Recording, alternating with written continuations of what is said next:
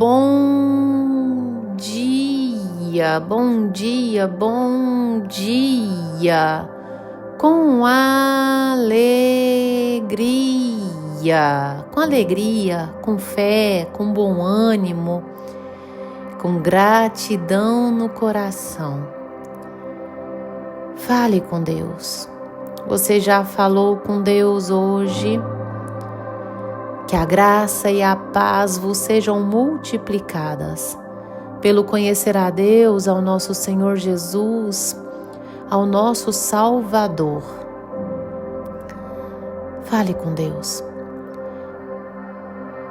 Nós não podemos deixar um dia sequer sem falarmos com Deus, adorá-lo. Adore a Ele. Adore ao Senhor. Nós precisamos adorar. Todo início de oração, adore a Deus. Não deixe de adorar a Deus.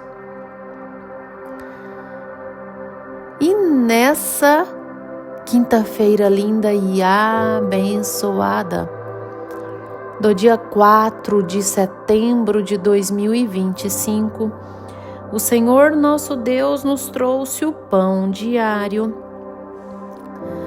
No livro do apóstolo Tiago, 1º capítulo, versículo, eu vou dizer desde o versículo 12 para que tenha-se um entendimento maior. Bem-aventurado o homem que suporta com perseverança a aprovação, porque depois de ter sido aprovado, receberá a coroa da vida, a qual o Senhor prometeu aos que o amam. Verso 13.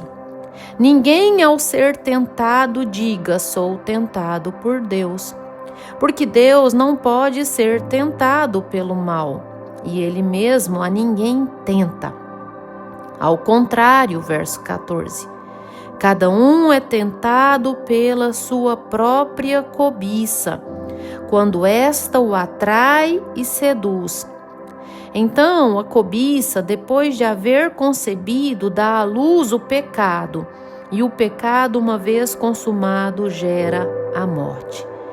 Glórias ao Senhor por este alerta, onde apóstolo Tiago nos escreve, totalmente dirigido por Deus, porque todas as escrituras foram escritas por homens inspirados por Deus. Está na carta aos Romanos, e nós temos tido experiências de que o Senhor tem falado conosco. E o apóstolo Tiago vai nos escrever que nós somos tentados na nossa própria cobiça, na nossa própria concupiscência, na nossa própria fraqueza. E não é Deus que nos tenta, pelo contrário, é o diabo. O diabo, ele é o tentador.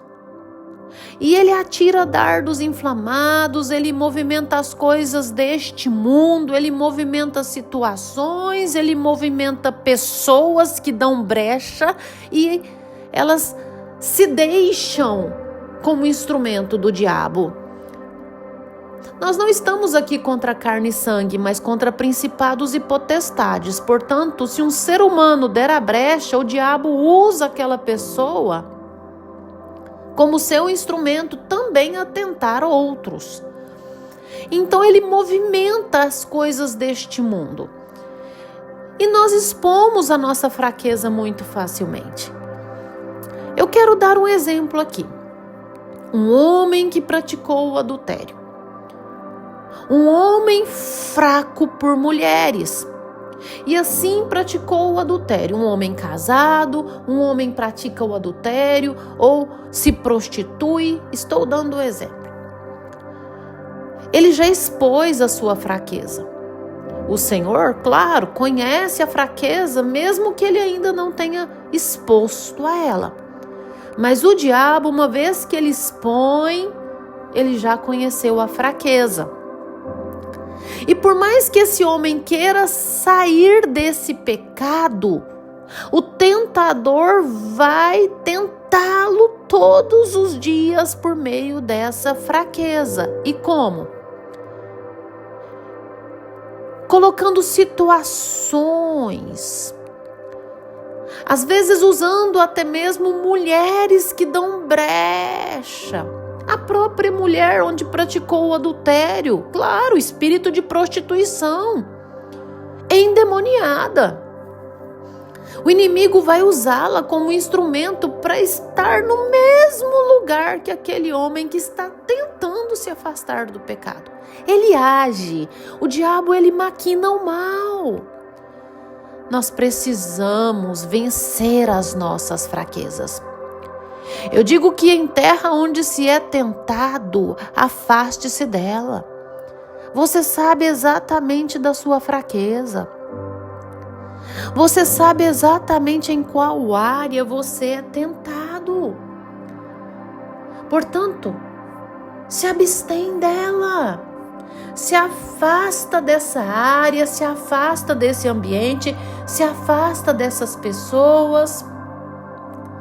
Na primeira epístola de João, no capítulo 2, versículo 16, ele vai dizer das 3 concupiscências que nós temos.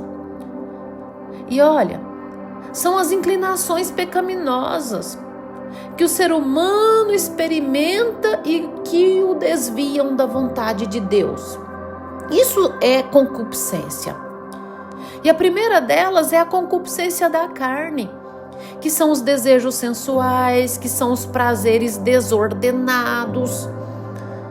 Olha, nós precisamos dominar essa nossa carne e não deixar e não se submeter aos desejos, às inclinações dela.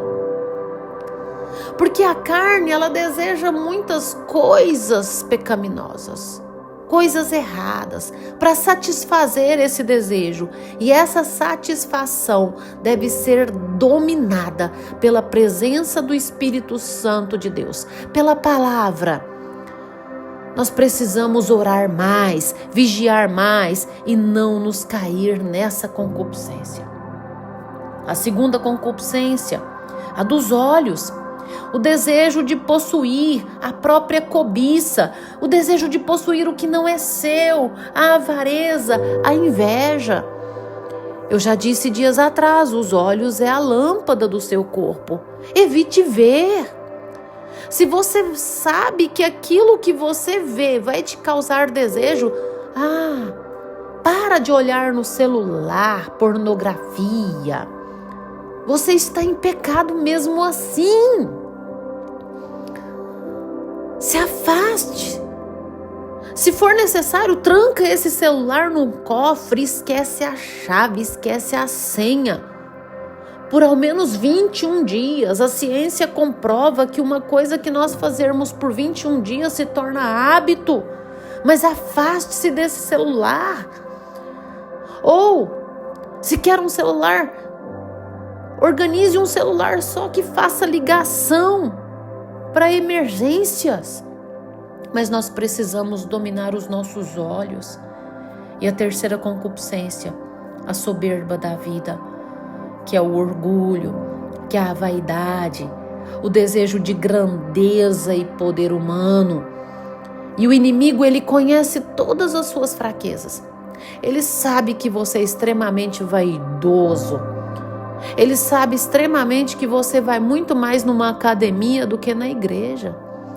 Você procura melhorar o seu corpo, melhorar a sua aparência. Claro, nós temos que cuidar do corpo, mas nós temos antes que cuidar do espírito. O nosso espírito deve prevalecer e ligado no Espírito Santo de Deus. Mas quando nós deixamos o corpo prevalecer, isso é vaidade. Nós precisamos arrancar de nós o nosso orgulho. O orgulho nos tira do jardim. Eu não vou pedir perdão, não. Mas eu sou. Mas eu não errei. Eu sou o dono da razão. Eu sei melhor do que fulano. Nós precisamos perder esse desejo de grandeza. A Bíblia nos diz que nós temos que considerar o nosso irmão superior a nós mesmos. Para com esse espírito de grandeza, de querer ser o bambambam. Esse poder humano, querer ter poder sobre todas as coisas, dominar tudo, controlar tudo. Esse espírito de grandeza e de controle. E olha, o diabo, ele sabe exatamente das suas fraquezas e vai te tentar nisso, porque nós somos tentados nas nossas concupiscências. Nós somos tentados na nossa fraqueza. Ao contrário, cada um é tentado pela sua própria cobiça, concupiscência, quando esta o atrai e seduz.